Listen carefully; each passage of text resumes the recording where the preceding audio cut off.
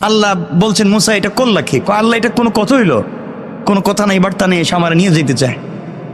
আল্লাহ বলছেন এক কাজ করো, তাহলে আমিও তোমাকে খুব ভালোবাসি, আর ভালোবাসলে কাছে রাখতে চাই।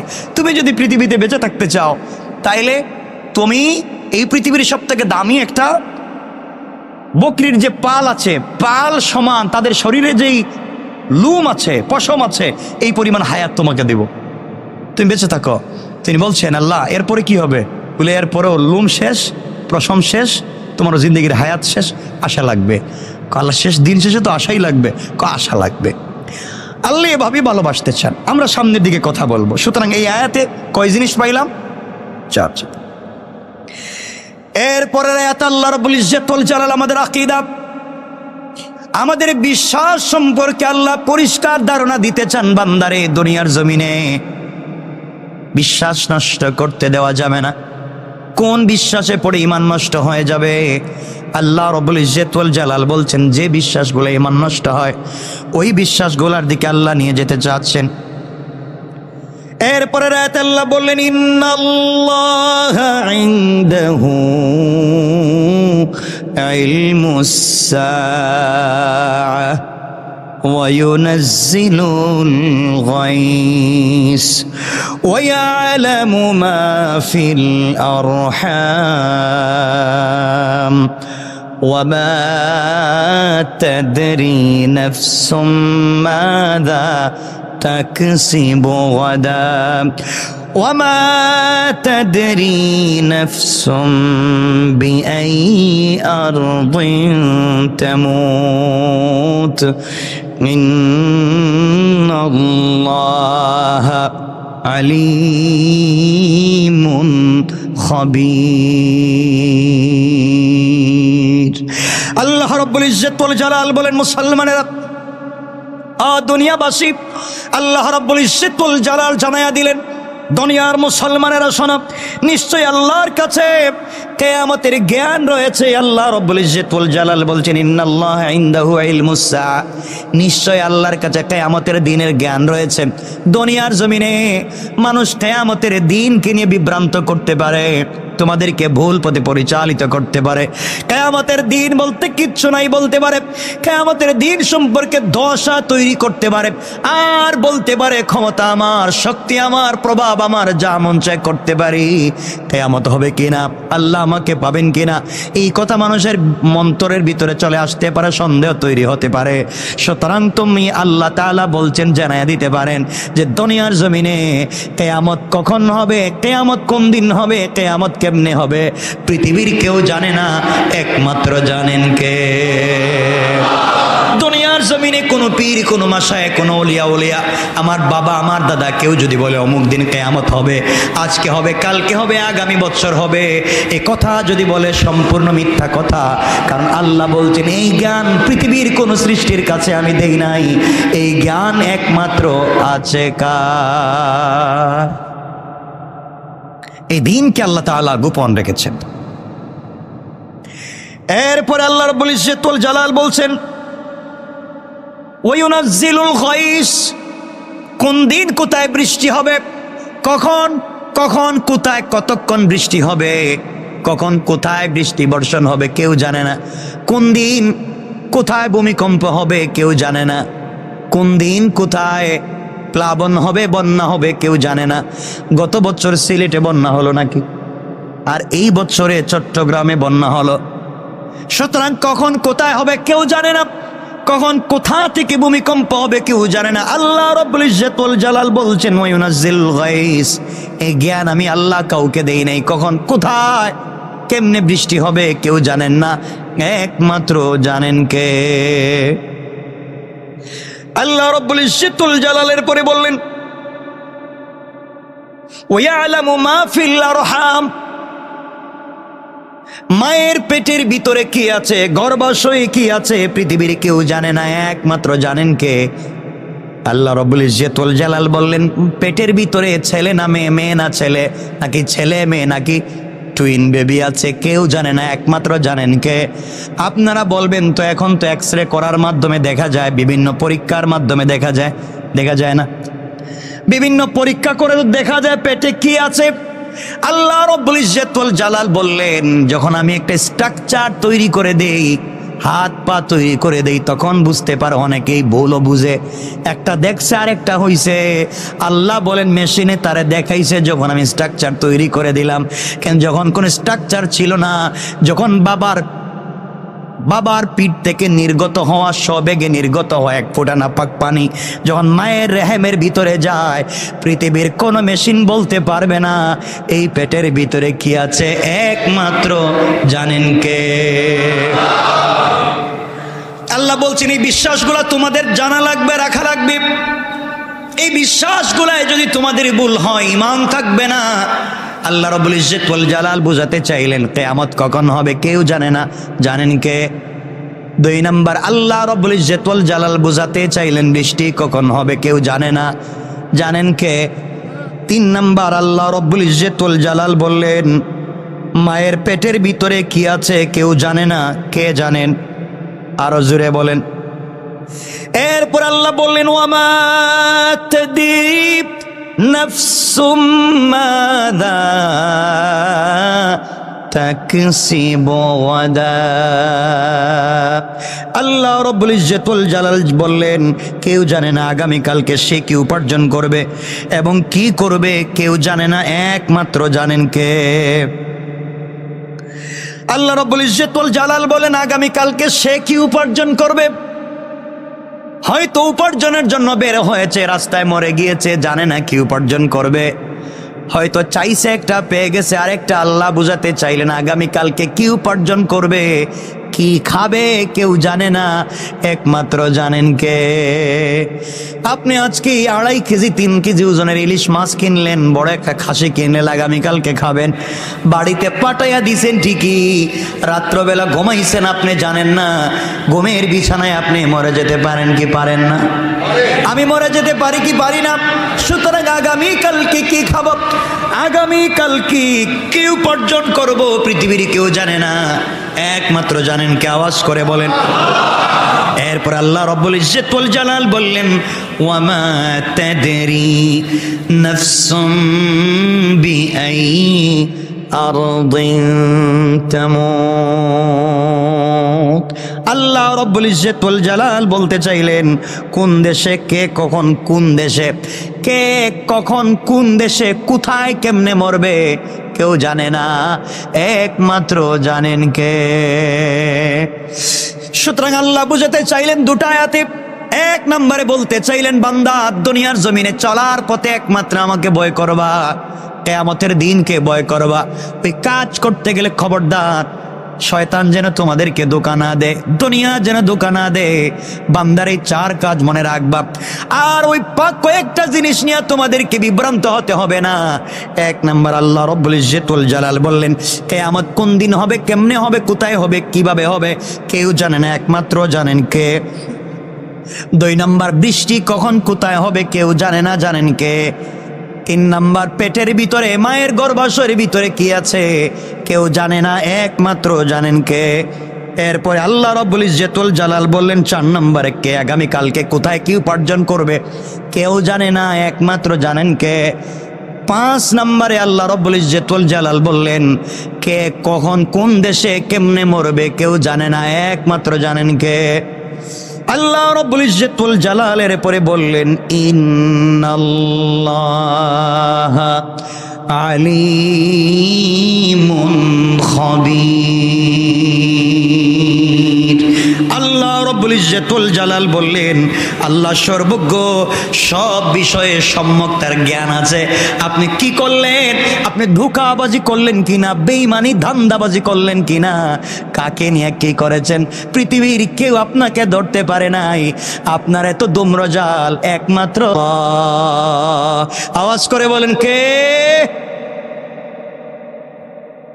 তাহলে আজকের পুরো আলোচনায় বোঝাতে চাইলাম আল্লাহ রাব্বুল ইজ্জতুল জালাল বুঝাতে চাইলেন কে কোথায় মারা যাবে কেউ জানে না, আগামীকালকে কি খাবে কেউ জানে না, বৃষ্টি কোথায় হবে কেউ জানে না, মায়ের পেটে কি আছে কেউ জানে না, কিয়ামত কখন হবে কেউ জানে না।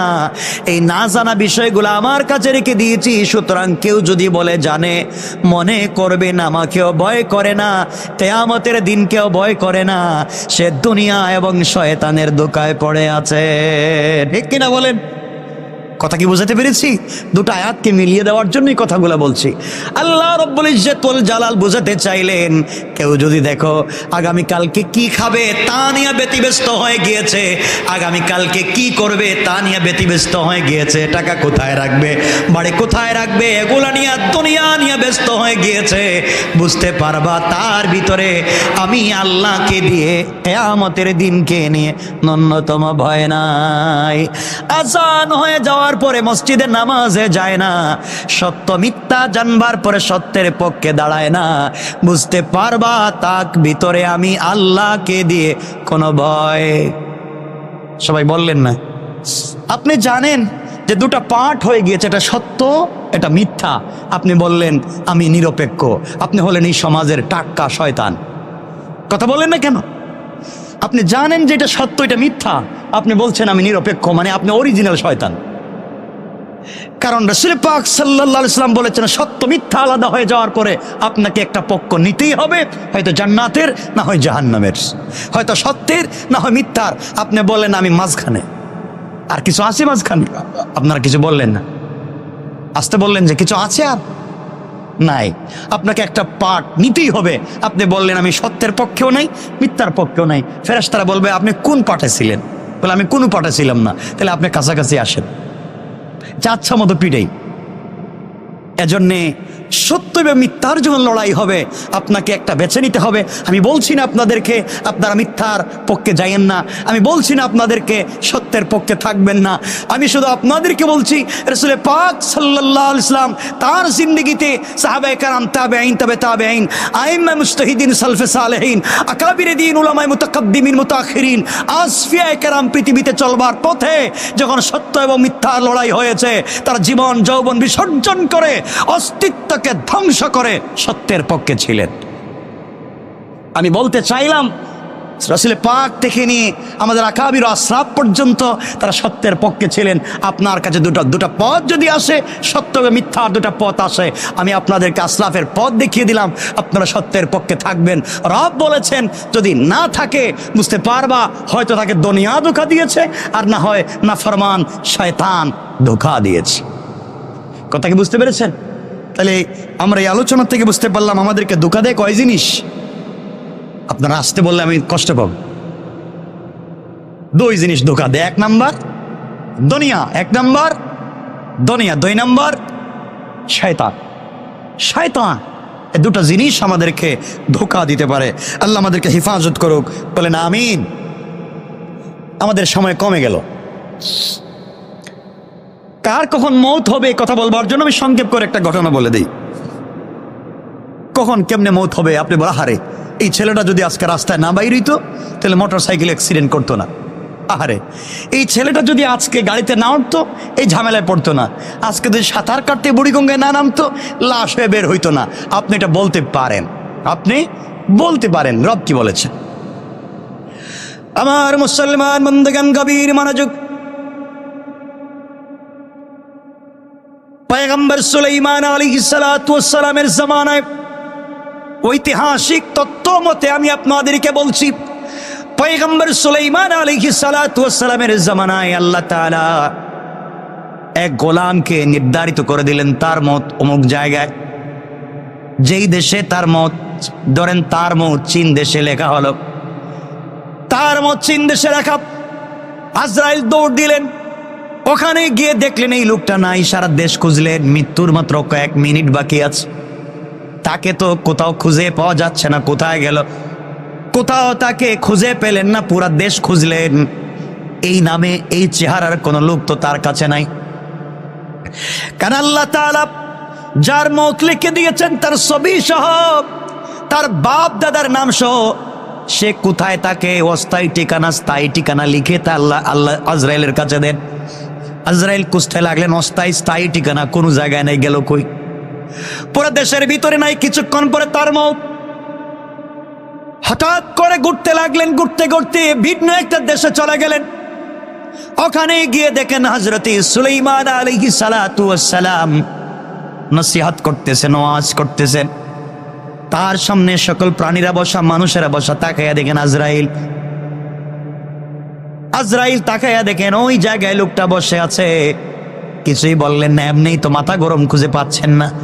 এর মধ্যে দেখতেছেন ওয়াজ শুনতেছে, চিন্তা করতেছে, খুঁজে পাওয়া যাচ্ছে না। কিছুক্ষণ পরে তার মওত, তার মধ্যে ওয়াজ শুনে হযরতে আজরাইল তার সামনে এসে কিছুই বললেন না, তার চেহারার দিকে তাকালেন। লোকটা পরিশান হয়ে গেল, শরীর থেকে ঘাম ঝরতে লাগলো, কান্না শুরু করে দিল, হাউমাউ করে ময়দানের এদিক সেদিক ছোটাছুটি করতে লাগলো। এক পর্যায়ে সুলাইমানকে বলতে লাগলো, পয়গম্বর সুলাইমান, আল্লাহ তাআলা আপনাকে ক্ষমতা দিয়েছেন, আপনাকে বাদশাহী দিয়েছেন, আমাকে এই মুহূর্তে আপনি চীন দেশে পৌঁছায়া দেন। আমি চীন দেশে চলে যেতে চাই। আপনার বাতাস, আপনার কথা শুনে, জিন্নাত কথা শুনে কয়েক সেকেন্ডের ভিতরে আপনি আমাকে ওখানে পৌঁছায়া দেন। হযরত সুলাইমান আলাইহিস সালাতু ওয়াস সালাম তাকে সেখানে পৌঁছায়া দিলেন। হযরত সুলাইমান দেখেন জিন্নাত এখানে ঘোরাঘুরি করলে এবং আজরাইল ঘোরাঘুরি করলে দেখা যায় না। কিছুক্ষণ পরে আবার আজরাইল হাজির। হযরত সুলাইমান ডাক দিয়া বলেন, আজরাইল রে, কিছুক্ষণ আগে তুমি এখানে ছিলে, এখন কোথায় গেলে? আজরাইল বলছেন, পয়গম্বর, একটা লোক আপনার এখানে নসিহত শুনতে ছিল, তার কাগজের ভিতরে লেখা তার মওত হবে কোথায়? চীন দেশে। আপনার এখানে বসে আছে 1000 মাইল দূরে। এই জন্য আমি তার চেহারার দিকে এমন করে দৃষ্টি দিয়েছি, তার ভিতরে মওতের আসর চলে এসেছে। আপনি তাকে ওখানে পাঠিয়ে দিয়েছেন, আমি তাকে ওখানে মৃত্যু ঘটাইয়া আবার আপনার প্রোগ্রামে হাজির হয়ে গেলাম। আল্লাহু আকবার। কার কখন কোথায় মওত হবে কেউ জানে না, একমাত্র জানেন কে? আল্লাহ তাআলা জানেন। সুতরাং এগুলো নিয়ে আমাদেরকে টেনশন করতে হবে না। মওত একমাত্র কার হাতে? আল্লাহর হাতে। আল্লাহ আমাদেরকে হেফাজত করুক, শুকর বলেন আমিন। সুতরাং আজকে দুনিয়ার জমিনে চলবার পথে আমরা যে জিনিসগুলো বারবার দেখতে পাই, যে জিনিসগুলো আমাদেরকে বারবার কষ্ট দেয়, আজকে যদি আমরা আল্লাহর প্রতি অগাধ বিশ্বাস থাকতো, আল্লাহর প্রতি আমাদের ভালোবাসা থাকতো, তাহলে এই সমস্যাগুলা পৃথিবীর জমিনে হতে পারতো? কথা বল, হতে পারতো? হতে পারতো না। আপনাদেরকে বলছি, মনে রাখবেন, আমার কাছে অনেকেই প্রশ্ন করেন যে হুজুর, আমি ইউনিভার্সিটিতে পড়তাম, কলেজে পড়তাম, আমার ফ্যামিলি, আমি দিনের পথে চলি, দাড়ি রাখি, পাঞ্জাবি পরি, নামাজ পড়ি, এটা আমার ফ্যামিলি চায় না, আমার সমাজ চায় না, আমার আত্মীয় স্বজন চায় না, আমার বন্ধু বান্ধব চায় না। এমত অবস্থায় আমরা কি করতে পারি, কেমনে চলতে পারি? হতে পারে না আপনি দিনের পথে চলেন, আপনাকে অনেকে ডিস্টার্ব করে। আপনি সালাত পড়েন, আপনি দিনের মতো করে চলতে চান, অনেকে এটা সুন্দর চোখে দেখছে না, আপনাকে খারাপ চোখে দেখছে। আপনাকে স্কুলে গেলে, ইউনিভার্সিটিতে গেলে, কলেজে গেলে এবং ফ্যামিলির সোসাইটিতে গেলে আপনাকে ভিন্ন চোখে দেখছে। হয় কি হয় না? হয়। আপনি এগুলো নিয়ে চিন্তিত হয়ে থাকেন। এমত অবস্থায় আমাদের করণীয় কি? আল্লাহ তাআলা তার প্রিয় হাবিব সাল্লাল্লাহু আলাইহি ওয়াসাল্লামকে বলেছেন, ওয়ালাকাদ না'লামু আন্নাকা ইয়াযীকু সাদরুকা বিমা ইয়াকুলুন। আল্লাহ বলছেন, আমি জানি যে আপনি তাদের কথাবার্তায় অনেক কষ্টে পড়ে গিয়েছেন। আমি জানি আপনি তাদের কথাবার্তা শুনে ব্যথিত হচ্ছেন, চিন্তিত হচ্ছেন। আমি নামাজ পড়ছি, আমাকে গালি দিচ্ছে, আমি পাঞ্জাবি পড়ছি, আমাকে টিটকারি করছে, আমি দাড়ি রেখেছি, আমাকে নিয়ে দুষ্টামি করা হচ্ছে, আমি লম্বা একটু সালাতে আসছি, তাহাজ্জুদের সালাত পড়ি, আমাকে নিয়ে ভিন্ন চিন্তা করছে আর বলছে এই লোকটাকে দিয়ে কি কিছু হবে না। রাসূলকে আল্লাহ তাআলা বলছেন, আপনি চিন্তা করবেন না, আপনি এমত অবস্থায় পড়ে গেলে আপনি ভয় পাবেন না। এমত অবস্থায় আপনি কি করবেন? আল্লাহ বলছেন, ফাসাব্বিহ বিহামদি রাব্বিকা ওয়া কুম মিনাস সাজিদিন। ফাসাব্বিহ বিহামদি রাব্বিক ওয়া কুম মিনাস সাজিদিন। আল্লাহ বলছেন, আপনি আপনার রবের প্রশংসায় বেশি বেশি করে তাসবিহ পাঠ করুন এবং সেজদাকারীদের অন্তর্ভুক্ত হয়ে যান। আপনি যদি সেজদাকারীদের অন্তর্ভুক্ত হয়ে বেশি বেশি তাসবিহ পড়েন, পৃথিবীর কে কি বলছে কিচ্ছু করতে পারবে না, একমাত্র আমি আল্লাহ তোমার জন্য যথেষ্ট হয়ে যাব। সুবহানাল্লাহ। তো আসতে বললেন। আল্লাহ বলছেন, কেউ কিচ্ছু করতে পারবে না, আমি তোমার জন্য যথেষ্ট। হাসবি আল্লাহ, হাসবুন আল্লাহ, একমাত্র আমাদের জন্য যথেষ্ট কে? আল্লাহ। আল্লাহ বলছেন এমন অবস্থায় পড়লে আপনি সাজদা করবেন, বেশি বেশি করে তাসবিহ পড়বেন। এরপর আরেক জায়গায় আল্লাহ বলছেন ফাসবির আলা মা ইয়াকুলুন ওয়াসাব্বিহ বিহামদি রাব্বিকা ক্বাবলা তুলুইশ শামসি ওয়া ক্বাবলা গুরুবিহা। আল্লাহ রাব্বুল ইজ্জত ওয়াল জালাল বলছেন যারা আপনাকে মিথ্যাভাবে অপমান করতে চায়, আপনাকে কষ্ট দিতে চায়, আপনাকে অপমানজনক কথাবার্তা বলছে, আপনার দিলে কষ্ট লাগে, আপনার রাস্তায় চলতে গেলে টিটকারি করে, বন্ধু বান্ধব আপনাকে কষ্ট দেয়, আপনি তাদের কষ্টে আপনি ব্যথিত হবেন না। আল্লাহ বলছেন আপনার কাজ হচ্ছে ফাসবির, আপনি ধৈর্য ধারণ করুন, আপনি ধৈর্য ধারণ করুন। ওয়াসাব্বিহ বিহামদি রাব্বিকা, এবং আপনি কি করবেন? বেশি বেশি করে তাসবিহ পড়বেন। কখন? আল্লাহ রাব্বুল ইজ্জত ওয়াল জালাল বলছেন আপনি সূর্য উদয়ের পূর্বে এবং সূর্যাস্তের পূর্বে আপনার প্রতিপালকের প্রশংসা তাসবিহ পড়ুন। আল্লাহ বলছেন সূর্য উদয়ের, বললেন না, সূর্য উদয়ের এবং সূর্যাস্তের, কি বলতে চাইলেন? আল্লাহ রাব্বুল ইজ্জত ওয়াল জালাল বলছেন তুমি যদি সূর্য উদয়ের পূর্বে এবং সূর্যাস্তের পূর্বে এই দুই টাইমে বেশি বেশি করে তাসবিহ পড়ো, আল্লাহর প্রশংসা করো, পৃথিবীর কেউ নাই আমি ছাড়া তোমার ক্ষতি করতে পারবে। আর এটা কোরআনের আয়াত, সূরা তাহা, আর আগে যেটা পড়ছি সূরা হিজর। আল্লাহ বলছেন আপনি যদি সূর্য উদয়ের পূর্বে, এর মানে কি? ফজরের টাইমে। কখন? হ্যাঁ, সূর্য উদয়ের পূর্বে এবং সূর্যাস্তের পূর্বে, মাগরিব এবং আসরের মধ্যখান সময়, মাগরিব এবং আসরের মধ্যখান সময়ে এবং ফজরের সময়ে যদি বেশি বেশি করে তাসবিহ পড়ো, আল্লাহ বলছেন পৃথিবীতে এমন কোনো ক্ষমতা নাই আমি ছাড়া তোমার ক্ষতি করতে পারে। আল্লাহু আকবার বললেন না? তা আজকে আমি আপনাদেরকে যে কথাগুলো বলছি, আগে চারটা আমলের কথা বলছি, চারটা কথা বলছি। 1 নম্বর আয়াতে আল্লাহ বলছেন দুটাকে ভয় করতে হবে, একমাত্র আল্লাহকে, কিয়ামতের দিনকে। দুটা জিনিস থেকে বেঁচে থাকতে হবে, শয়তানের ধোঁকার থেকে, দুনিয়ার ধোঁকার থেকে। এরপরে 5টা কথা বলেছি, এই ধোঁকাবাজি আমাদেরকে ধ্বংস করে দেয়। আমাদেরকে মনে রাখতে হবে আমাদের কিয়ামত কোন দিন হবে, কখন হবে কে জানেন? মায়ের পেটের ভিতরে কি আছে কে জানেন? বৃষ্টি কখন হবে কে জানেন? আগামীকালকে কি খাবো কে জানেন? কে কখন কোথায় মরবে কে জানেন? আল্লাহ বলছেন আপনি টেনশন করবেন না, আপনি শুধু বিশ্বাস করেন আমার উপরে, আর সবর করেন, তাসবিহ পড়েন, সালাত পড়েন। সূর্য উদয়ের পূর্বে সূর্যাস্তের পূর্বে আপনি আমার উপরে বেশি বেশি করে তাসবিহ পড়েন। আল্লাহ বলছেন পৃথিবীর কেউ নাই যে আপনার ক্ষতি করতে পারে। সুবহানাল্লাহ, একটু জোরে বলবেন না? সুতরাং মনে রাখবেন, এই কথা যদি আপনি মনে করেন, তাহলে বিনা কারণে যারা আপনাকে, বিনা কারণে যারা তোমার জীবনে দুঃখের গল্প তৈরি করে, আমি জানি না আমার কথা বুঝতে পারতেছেন কিনা, এতক্ষণ আলোচনা করে যে কথা বুঝাতে চাই, বিনা কারণে অন্যায়ভাবে আপনার জীবনে যদি কেউ দুঃখের গল্প তৈরি করতে চায়, আপনি তাকে অভিশাপ দিতে হবে না, আপনার নীরবতাই তার জিন্দেগি ধ্বংসের কারণ হয়ে যাবে। আবারও বলে দিচ্ছি যে কথাগুলো আগে বলেছি কোরআনে কারীমের সূরা লোকমান 31 নম্বর আয়াত 33 এবং 34 নম্বর আয়াত থেকে আমি যে কথাগুলো বলছি, আপনি আবারও বলছি, যদি কেউ কষ্ট দেয়, বিপদে ফেলে, কষ্ট দিচ্ছে, আমাকে হাঁটতে দিচ্ছে না, বেইজ্জত করছে, আপনি ভেঙে পড়ে যাবেন না। যারা আপনার জিন্দগিতে, আপনার জীবনে, আপনার চলার পথে দুঃখের গল্প তৈরি করবার ষড়যন্ত্র করছে, আপনি শুধু ধৈর্য ধারণ করেন, আপনাকে আর কিচ্ছু করতে হবে না, তাদের জীবন ধ্বংসের কারণ বানিয়ে দিবেন কে? আল্লাহ। সুতরাং মনে রাখবেন, জীবন কোনো সমস্যা নয়।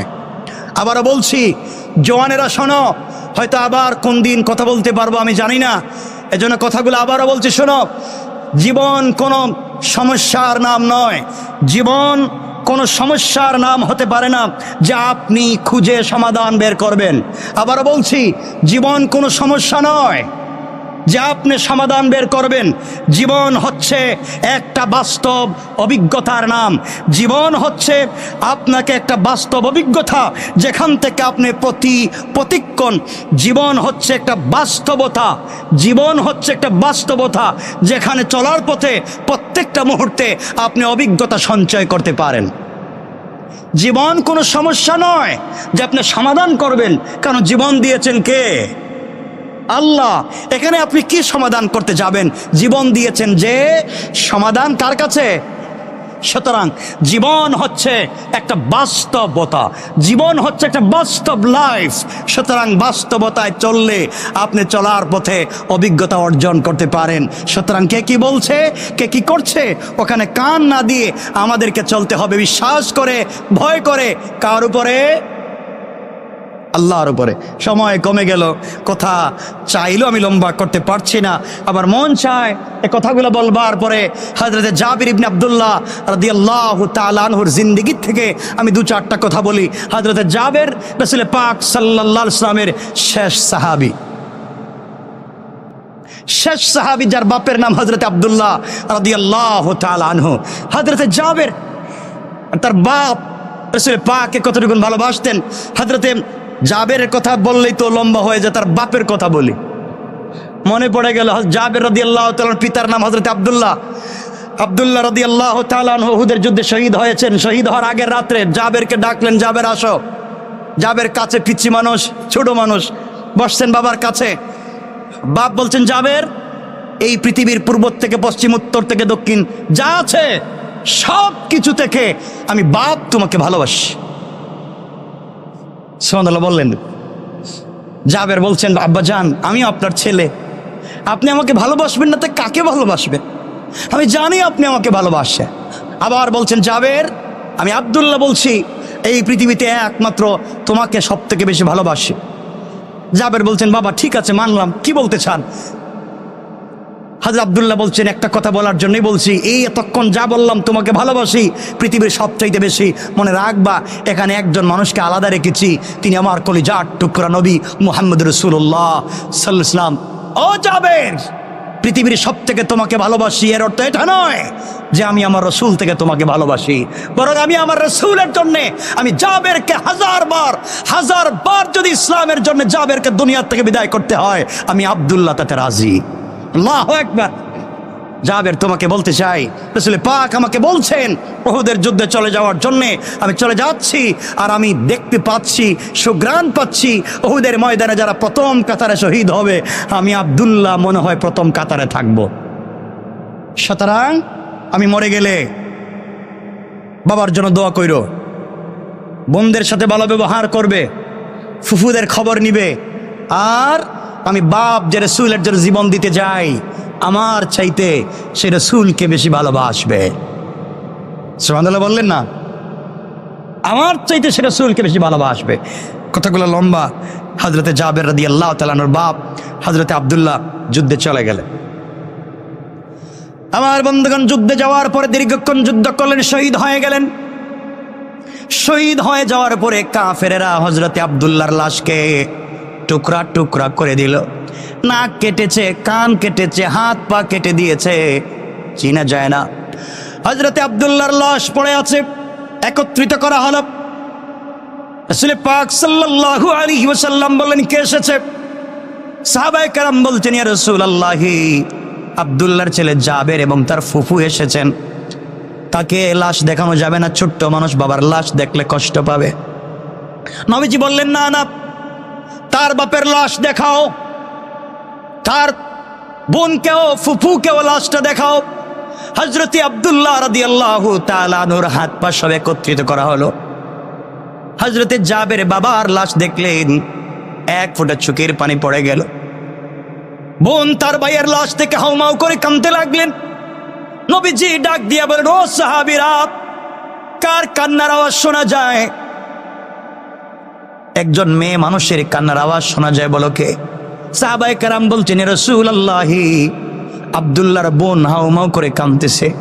নবীজি বলেন, সাহাবীরা রে, যতক্ষণ পর্যন্ত আব্দুল্লাহর লাশ এই জামিন থেকে উঠানো না হবে, ততক্ষণ পর্যন্ত আল্লাহর রহমতের হাজারো লাখো কোটি ফেরেশতা আমার আব্দুল্লাহর লাশকে ঘিরে তার জন্যে রহমতের দোয়া করে করে বাতাস দিতে আছে। আল্লাহু আকবার। হযরতে জাবের বাবার লাশ থেকে হাউমাউ করে কাঁদতে লাগলেন। নবীজি আস্তে আস্তে করে জাবেরের কাছে গিয়ে জড়াইয়া ধরলেন। আর নবীজি জড়াইয়া জাবেরের কপালে চুম্বন করে বলছেন, জাবের, তুমি বাবার জন্য কান্না করো, কথা বলে আমার নবীজি তার হাত মুবারক জাবেরের মাথার উপরে রাখলেন আর বলেন, জাবের, এই মুহূর্তে তুমি আমার সঙ্গে বাড়িতে চলো। আজকের থেকে আমি আজকের থেকে ঘোষণা করলাম, হযরতে আয়েশা আজকের থেকে তোমার মা, আর আমি মুহাম্মদুর রাসূলুল্লাহ তোমার বাবা হয়ে গেলাম। আমার বন্ধুগণ, উহুদের প্রান্তরে আরেকজন সাহাবীর কবরের ভিতরে দুজনকে একত্রিত করে লাশ দাফন করা হলো, মাদফন করে দেওয়া হলো। 6 মাস পরে হযরতে জাবের চিন্তা করলেন, বাবার লাশকে আলাদা করে ফেলি, একটা কবরে দুইজনের লাশ আলাদা করে ফেলি। 6 মাস পরে কবর খনন করলেন।